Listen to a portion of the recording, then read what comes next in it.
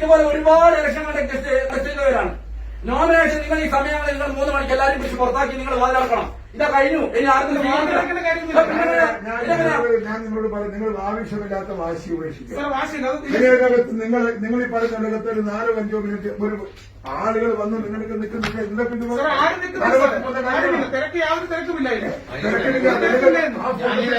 ആ ഫോട്ടത്തിൽ ഇയാൾ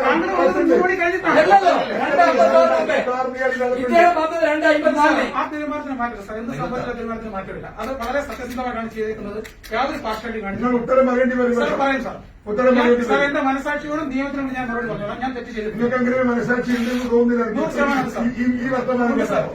മനസ്സിലായില്ലേ? സാറത് പറയാൻ പക്ഷേ തെറ്റാണ്. 100% ഫെയർ. എന്റെ കംപ്ലീറ്റ് വാർഡുകൾ പിടിച്ചുകൊടുക്കാൻ ആരുണ്ടാക്കിയിട്ടുണ്ടോ? ഞങ്ങൾ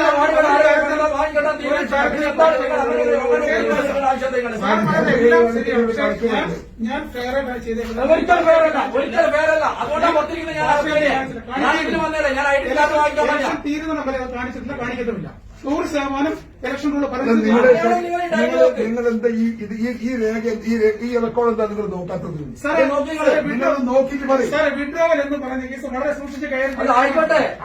അതിൽ ഫേക്കായ ആളുകൾ വന്നിട്ട് വിഡ്രോവൽ പലപ്പോഴും നടത്തി സ്ഥാനാർത്ഥി വരണമെന്ന് പറഞ്ഞത് കറക്റ്റാണ്. I admit. ഇവിടെ പ്രശ്നം സ്ഥാനാർത്ഥി ഇവിടെ 256 നിങ്ങളുടെ പൊരിക്കകത്തുണ്ട്.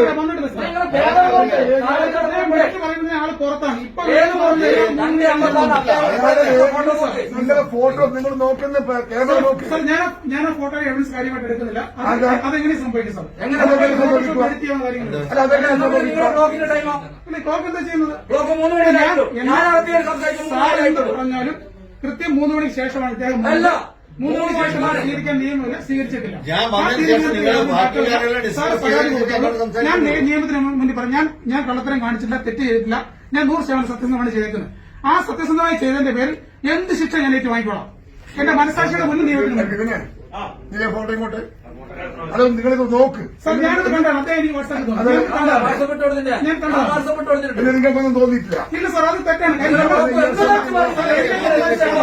എല്ലാവരുടെയും ബാച്ചിൽ മാത്രം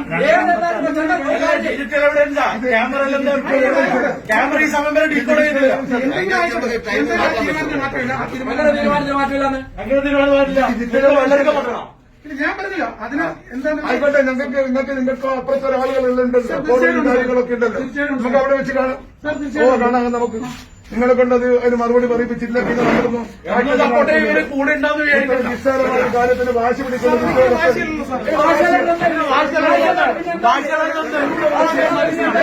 നിങ്ങളെ ഇത്തരം ഉന്നതമായ സ്ഥാനത്ത്